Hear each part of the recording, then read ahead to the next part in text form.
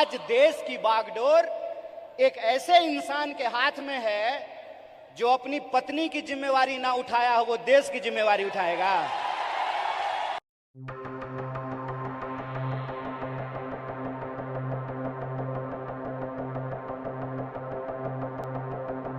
आज देश की बागडोर पंडित जवाहरलाल नेहरू के हाथ में नहीं है कि जिन्होंने किताब लिखी थी डिस्कवरी ऑफ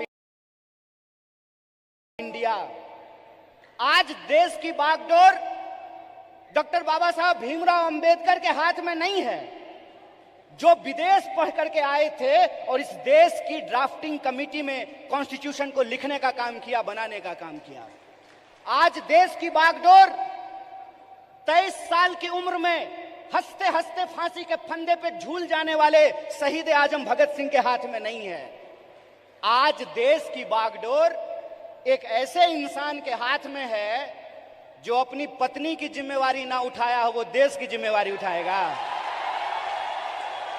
बताइए, आज देश की बागडोर एक ऐसे हाथ में है जो कहता है कि पीएफआई के नाम में भी इंडिया है। मतलब कुत्ता को भी 4 पैर होता है, गधा को भी 4 पैर होता है, इसलिए सारे गधे कुत्ते हैं।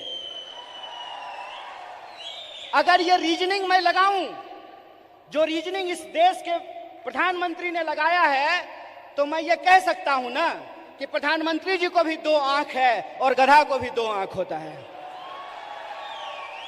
बोलिए, मैं ये बात क्यों कह रहा हूं? मेरा कोई मकसद नहीं है कि मैं भाजपा, मोदी और आरएसएस की चर्चा करूं।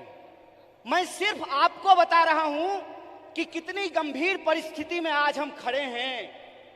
इतनी गंभीर परिस्थिति में खड़े हैं कि संस्थाओं को तो छोड़ दीजिए, व्यक्तियों को भी बोलने का अधिकार नहीं है।